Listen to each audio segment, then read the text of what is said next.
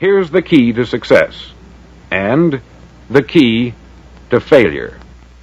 We become what we think about. Now let me say that again. We become what we think about.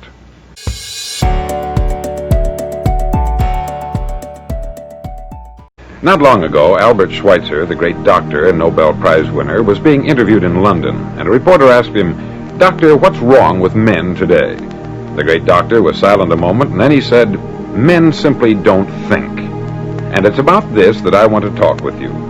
We live today in a golden age. This is an era that man has looked forward, dreamed of, and worked toward for thousands of years. But since it's here, we pretty well take it for granted. We in America are particularly fortunate to live in the richest land that ever existed on the face of the earth, a land of abundant opportunity for everyone. But do you know what happens? Let's take 100 men who start even at the age of 25. Do you have any idea what will happen to those men by the time they're 65? These 100 men who all start even at the age of 25 believe they're going to be successful. If you asked any one of these men if he wanted to be a success, he'd tell you that he did. And you'd notice that he was eager toward life, that there was a certain sparkle to his eye, an erectness to his carriage, and life seemed like a pretty interesting adventure to him. But by the time they're 65, 1 will be rich, 4 will be financially independent, 5 will still be working, 54 will be broke. Now think a moment. Out of the 100, only 5 make the grade. Why do so many fail? What has happened to the sparkle that was there when they were 25? What's become of the dreams, the hopes, the plans? And why is there such a large disparity between what these men intended to do and what they actually accomplished? When we say about 5% achieve success, we have to define success. And here's the definition. Success is the progressive realization of a worthy ideal. If a man is working toward a predetermined goal and knows where he's going, that man is a success. If he's not doing that, he's a failure. Success is the progressive realization of a worthy ideal. Rollo May, the distinguished psychiatrist, wrote a wonderful book called Man's Search for Himself. And in this book he says, the opposite of courage in our society is not cowardice, it is conformity. And there you have the trouble today. It's conformity. People acting like everyone else, without knowing why, without knowing where they're going. Now think of it. In America right now, there are over 14 million people 65 years of age and over, and about 13 million of these 14 million are broke. They're dependent on someone else for life's necessities. Now, we learn to read by the time we're 7. We learn to make a living by the time we're 25. Usually, by that time, we're not only making a living, we're supporting a family. And yet, by the time we're 65, we haven't learned how to become financially independent in the richest land that has ever been known. Why? We conform. And the trouble is that we're acting like the wrong percentage group, the 95% who don't succeed. Now, why do these people conform? Well, they don't know, really. These people believe that their lives are shaped by circumstances, by things that happen to them, by exterior forces. They're outer-directed people.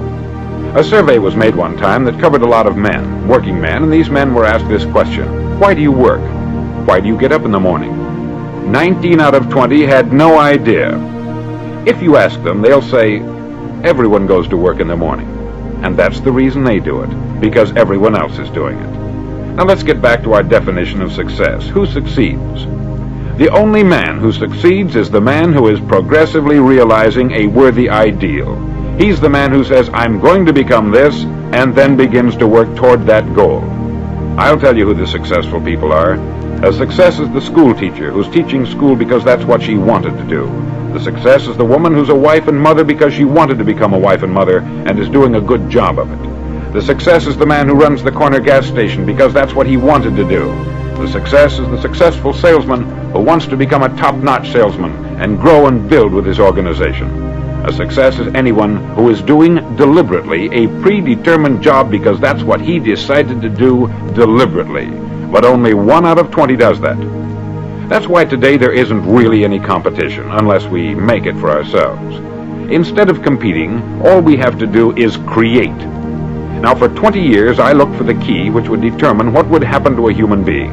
Was there a key, I wanted to know, which would make the future a promise that we could foretell to a large extent?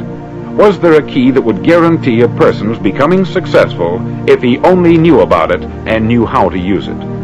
Well, there is such a key, and I've found it. Have you ever wondered why so many men work so hard and honestly without ever achieving anything in particular, and others don't seem to work hard and yet seem to get everything? They have the magic touch.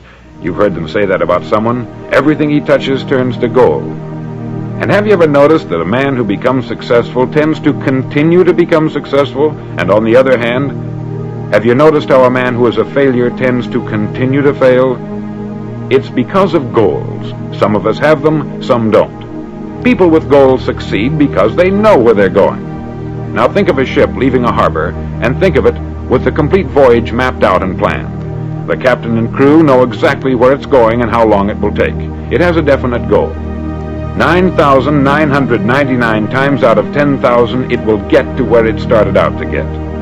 Now let's take another ship, just like the first, only let's not put a crew on it, or a captain at the helm. Let's give it no aiming point, no goal, no destination. We just start the engines and let it go. I think you'll agree with me that if it gets out of the harbor at all, it will either sink or wind up on some deserted beach a derelict. It can't go any place because it has no destination and no guidance. It's the same with a human being. Take the salesman, for example. There is no other person in the world today with the future of a good salesman. Selling is the world's highest paid profession, if we're good at it and if we know where we're going. Every company needs top-notch salesmen, and they reward those men. The sky is the limit for them.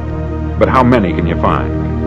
Someone once said, the human race is fixed, not to prevent the strong from winning, but to prevent the weak from losing. The American economy today can be likened to a convoy in time of war. The entire economy is slowed down to protect its weakest link, just as the convoy had to go at the speed that would permit its slowest vessel to remain in formation. That's why it's so easy to make a living today. It takes no particular brains or talent to make a living and support a family today. So we have a plateau of so-called security, if that's what a person's looking for. But we do have to decide how high above this plateau we want to aim for. Now let's get back to the strangest secret in the world, the story that I wanted to tell you today. Why do men with goals succeed in life and men without them fail? Well, let me tell you something which, if you really understand it, will alter your life immediately. If you understand completely what I'm going to tell you from this moment on, your life will never be the same again. You'll suddenly find that good luck just seems to be attracted to you. The things you want just seem to fall in line. And from now on, you won't have the problems, the worries, the gnawing lump of anxiety that perhaps you've experienced before. Doubt, fear, well, they'll be things of the past. There will come times when you will feel like giving up. It's easier for a human being to think negatively than positively. That's why only 5% are successful. You must begin now to place yourself in that group. For 30 days, you must take control of your mind. It will think only about what you permit it to think. Each day for this 30-day test, do more than you have to do. In addition to maintaining a cheerful, positive outlook, give of yourself more than you've ever done before. Do this knowing that your returns in life must be in direct proportion to what you give. The moment you decide on a goal to work toward, you're immediately a successful person. You're then in that rare and successful category of people who know where they're going. Out of every 100 people, you belong to the top 5. Don't concern yourself too much with how you're going to achieve your goal. Leave that completely to a power greater than yourself. All you have to do is know where you're going. The answers will come to you of their own accord. Remember these words from the Sermon on the Mount, and remember them well.